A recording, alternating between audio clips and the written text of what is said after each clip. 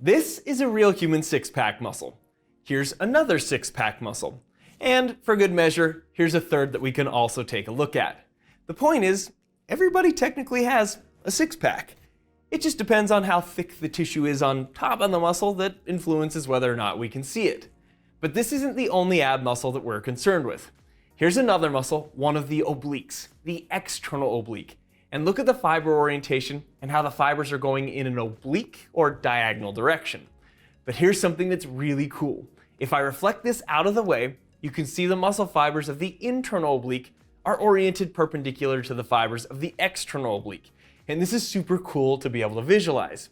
And if that wasn't enough, we have a third muscle underneath, which you can see also has a different fiber orientation. These four muscles that I've shown are some of the main muscles that people work out when they're doing an ab workout. So we're going to talk about how these muscles function, which will help us to understand why certain exercise choices are best.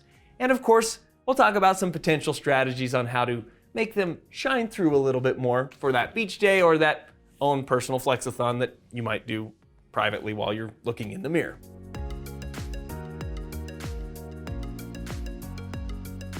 The six-pack muscle is known as the rectus abdominis. Rectus just means straight, and so if you take a look at the fiber orientation of the muscle, vertically oriented, straight up and down, hence the name rectus abdominis, or the straight muscle in the abdomen. You'll also notice this vertically oriented white line called the linea alba. The linea alba separates the rectus into right and left halves, and it's also a great name because it translates to white line. The other feature we want to mention are these connective tissue intersections here. These are called tendinous intersections. And these tendinous intersections are responsible for segmenting the rectus abdominis into those blocks, or gives it that six-pack look. Now, you might have noticed there, well, wait a minute, there's more than 6 segments or 6 blocks that I saw there, and you'd be right. Most of us will have 8. 1, 2, 3, 4, 5, 6, 7, 8. It's just that those lower two are a little bit more tricky to see due to the potential buildup of the tissue, specifically that adipose tissue there, but we'll get into that a little bit more later on in the video. But I do want to mention the function of this muscle. Now, I often tell students you don't really have to blindly memorize functions of muscles if you can visualize the fiber orientation. So if we look at these vertically oriented fibers, just imagine what would happen if they were to shorten or contract here. And we can really visualize that on Jeffrey the skeleton here. If I take this rubber band and place it in the orientation of the rectus abdominis, just imagine that rubber band getting shorter, pulling point A closer to point B. And what that would do is essentially create this movement. And this is called lumbar flexion or flexion of the lumbar spine. And you can see my lumbar spine is rounded there. Now, the majority of the muscles that we're going to talk about today are going to mobilize the lumbar spine or move our torso in various directions. But let me give you some other cool FYIs or some secondary functions of these muscles. One is they all are going to provide some level of stability and support or kind of stabilize that lumbopelvic region in isometric contractions during lifting heavy objects. Really important with things like squatting, deadlifting, or just lifting heavy things throughout life or household items. They also will protect the internal organs of your abdominal cavity, which is nice and convenient. Also, they can assist with some of your other functions or things that you might participate in on a daily basis. Not all of these are going to be a daily thing, and I'll mention that in just a second, but things like defecating or pooping or urinating and even childbirth, which is the thing you wouldn't participate in on a daily basis. But what these muscles can do is when you're participating in those activities is they can contract and they'll increase the intra-abdominal pressure or the pressure inside there. And that will aid things or assist things like organs like the colon or the bladder to help you poop, pee, and give birth. Not in that particular order, but you get what I mean there. But coming back to the rectus abdominis and its function as far as movement and how to exercise it, because often people will have questions about, could I isolate the lower rectus versus, say, like the upper rectus?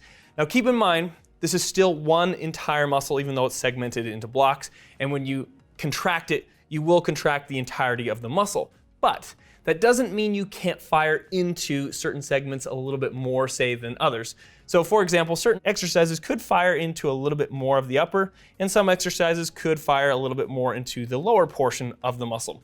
So if we come back to Jeffrey, let's say you wanted to fire into the upper rectus a little bit more than the lower. What you would do in that case is you would fix the pelvis and you would move the torso or the rib cage closer to the pelvis, meaning you'd mobilize this portion. So like the typical crunch or sit-up.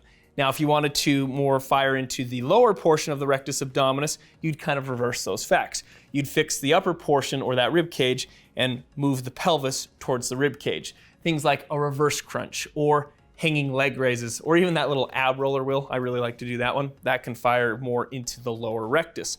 So if you wanted to have this overall well-rounded workout for the rectus, you could pick a handful of exercises, some that fire a little bit more into the upper portion of the rectus and some that fire a little bit more into the lower portion of the rectus.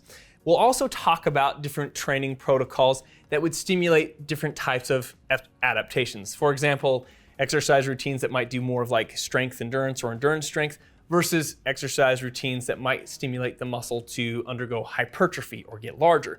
Because if you were to get these muscle fibers or the overall muscle a little bit larger, it could make it a little bit easier to see at higher percentages of body fat. Again, the thickness of that adipose tissue is going to play a huge role on whether or not you can see this muscle or not. And again, we'll cover that in just a second after we talk about the obliques. So this is part of the right external oblique. External because it's the superficial oblique, and oblique because of that diagonal or oblique fiber orientation. And just to orient you, because we're kind of zoomed in here, me touching right here on the cadaver would be about me touching right here on myself. And you can see we've even exposed some of the segments or blocks of the rectus abdominis, just 2 of them, and kept that connective tissue sheath over the top. That's called the rectus sheath as an FYI. But this external oblique, let's talk about, because of the diagonal or oblique fiber orientation, what does that do to its functionality, or what movement can it create? So just to kind of show you on myself here, let's look at a bilateral contraction, meaning my right and left external oblique contract at the same time. That fiber orientation would be like so, and when it contracts on both sides, that would just actually help to do lumbar flexion, assisting what the rectus abdominis does. But if we do a unilateral contraction, meaning just contract one side at a time, that can change the movement up and give us some rotational movements. So if we use this rubber band to represent the fiber orientation of my right external oblique, when it contracts, my right external oblique will actually rotate me to the left. So we say the external oblique during these unilateral contractions will rotate you to the opposite side. So my right external oblique would rotate me to the left. My left external oblique would rotate me to the right. I know I'm repeating myself, but just think external oblique rotates you to the opposite side. But how does the internal oblique compare to that? Now, I get so excited about this, and I'm not gonna put my gloves on, it'll take too long, and I used to teach barehanded in the cadaver labs in college, so students would know they weren't gonna die, so everybody, again, don't freak out, we're gonna be okay. But I still always get so fascinated and excited to show people that opposing fiber orientation, the external oblique going in this direction, and that internal oblique going at 90 degrees. But that 90 degree or perpendicular fiber orientation of these 2 muscles will change their rotational pattern up a little bit. So the internal oblique, let's say the fiber orientation going like so, and if both sides contract, a bilateral contraction, again, this will help with lumbar flexion, assisting that rectus abdominis. But if we do that unilateral contraction, just contract one side at a time, if I use this rubber band to signify the fiber orientation of my right internal oblique, what this will do is rotate me to the same side. So my right internal oblique will rotate me to the right. My left internal oblique will rotate me to the left. I know I'm repeating myself, but I remember when I was a student, I had to kind of like slow down and think about that. But just again, think external oblique rotates to opposite side, internal oblique rotates to same side. So let's put this together with, say, like a bicycle crunch and see what happens with the muscles on both sides. If I'm gonna rotate to the left on the bicycle crunch, that means my right external oblique will fire and my left internal oblique will fire, kind of like I have this continuous band. But then when I switch sides and rotate to the other direction, to the right, these are gonna shut off, and then I'm gonna flip-flop and go the other way. And so my left external oblique would fire, and my right internal oblique would fire to rotate me to the right. I know that takes a little bit to kind of wrap your head around. I remember, again, doing that as a student, but it's really cool to see how these obliques function. And so when you're doing bicycle crunches, you're just kind of flip-flopping back and forth. But when you're doing, say, like a cable rotation machine, and these can be quite beneficial because you can get really creative with progressive overload by adding more weight. But with this type of workout, you definitely want to make sure you flip-flop on both sides and pull on one direction, and then obviously turn around and pull the other direction so you can work both sides completely. Now, I remember when I was teaching as a student, back in the day at the cadaver, when I was a college student and I was a TA in the cadaver labs, I had a friend who used to try to help the students remember the fiber orientation between the external oblique and the internal oblique. And he was a soft-spoken guy, and he would say something like this. He'd be like, your external oblique is like putting your hands in your front pockets, where your internal oblique is like putting your hands in your back pockets. And we were like, dude, no, nobody's ever gonna remember that. It's just simply X to sex, in to chin. The external oblique points towards your genital structures, and your internal oblique points in towards your chin. And you can see why that's a bit easier to remember. Now, one other thing I want to mention about the obliques is sometimes you'll see people in the gym, like holding a dumbbell or maybe a kettlebell and doing side bends or what we call lateral flexion.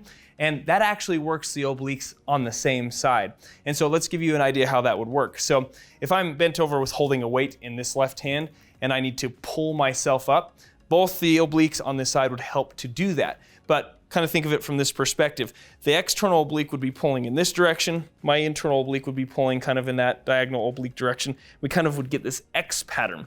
And both of those muscles contracting to pull me up, they would essentially cancel out the rotational component of each muscle. And instead of rotating, because they're pulling like so, I would get this net direction of pull in the vertical direction. And so that's why these side bends with weights in one hand or the other, and even something like a side plank, will also engage and work the obliques. And the last muscle we have to talk about is the deepest muscle, called the transversus abdominis. Now we're gonna have to look closely here because we only just have a little piece of it. We have the external oblique fiber orientation, the internal oblique fiber orientation, but then the transversus, those fibers are going horizontal across the abdominal body wall. And keep in mind, all these muscles are gonna essentially wrap around. But if we're talking about this muscle from a functional standpoint, when both sides contract, that bilateral contraction, it actually is a little bit unique. It doesn't create much of a movement. What it does is compresses that abdominal cavity. And so really kind of think of it as like this natural compressor or this natural weight belt for your abdominal region. And that will be great for supporting the abdominal viscera, viscera just being a fancy pants name for the abdominal organs, but also really stabilizing that lumbopelvic region in your lower spine.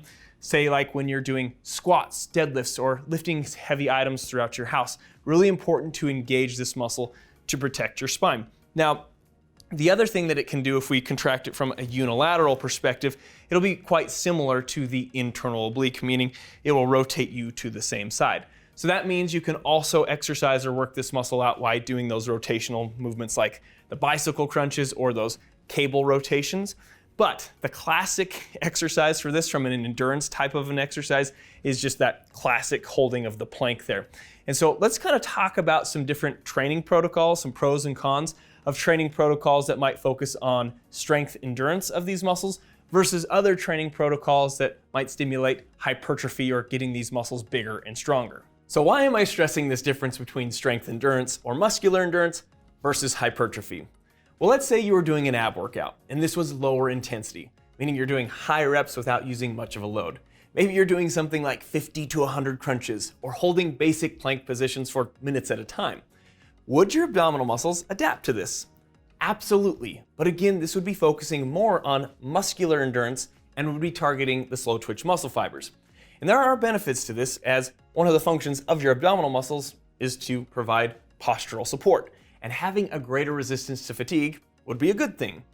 However, this type of training would not do much for increasing the size of those abdominal muscles. And for those that are wanting the abs, especially that six-pack, to pop, to be a little bit more visible, these lower intensity, high rep protocols wouldn't be the best option for that. To increase muscular size, you need a certain level of intensity and volume. You'd want to do exercises that you could only do about 8 to 15 reps of. So you could add a load with weighted crunches, hanging leg raises. We've also mentioned cables, how you can adjust the load, or you could even use resistance bands to increase the intensity of rotational movements that would target the obliques. And this type of training would be more likely to stimulate an increase in muscular size. And again, for those that are concerned about being able to visualize the six-pack, that rectus abdominis, I've said this in a few previous videos, but it is important to note that the biggest impact on how well you can see the abs is how thick the fat or adipose tissue is on top. But if the abs are a little bit bigger, that could help to make them a little bit more visible at a little bit higher of a body fat percentage. plus the obvious benefits of increased strength and endurance. But let me give you an idea of how I incorporate these training protocols into my own ab training. I like to train abs 2 to 3 times a week. I know you've probably heard that you can train abs every day, but I think that is a pretty generalized statement, as all training protocols depend on multiple variables, and it just isn't necessary to train them every single day. But on those training days that I do, I'll pick 1 to 2 heavier or resisted exercises that target my rectus abdominis, and 1 to 2 heavier or resisted exercises that target the obliques and transversus. These would be exercise choices that I could only do 8 to 15 reps of again, and I do 2 to 3 sets of each. Then I like to finish off with a more endurance-focused exercise. That could be a plank variation, or maybe I'll go a little crazy sometimes and burn out with some crunch variations. But that gives me a pretty good baseline protocol to help stimulate hypertrophy, as well as develop some muscular endurance. And if you have trouble just sitting in your own thoughts between workout sets with your abs, then you could also kill some of that time by exercising your brain with the sponsor of today's video, Brilliant. Brilliant.org is an amazing interactive online learning platform for STEM subjects. We've been working with Brilliant for years now because we really trust what they do. They are one of the best ways to learn math, science, and computer science. I personally would not be where I am today without a strong foundation in the STEM subjects. And I wish Brilliant would have been around back in the day when I was in high school and first started college, because I truly believe it would have made my learning process that much more efficient. Because Brilliant's lessons are extremely interactive, fun, yet challenging enough to push your learning to the next level. And regardless of where you are in your educational journey, Brilliant has multiple lessons for you to choose from, and they're constantly adding more each and every month. And one of my favorites is exploring data visually, which helps you to brush up on your skills on analyzing and interpreting data from charts and graphs. So if you're interested in seeing all of the amazing lessons that Brilliant has to offer, you can start a free 30-day trial by going to brilliant.org/IHA. Plus, the first 200 people will get 20% off their annual subscription. That information will also be in the description below. Thanks for watching, everyone. Please give us some feedback in the comments about what you thought of the video, and we'll see you soon.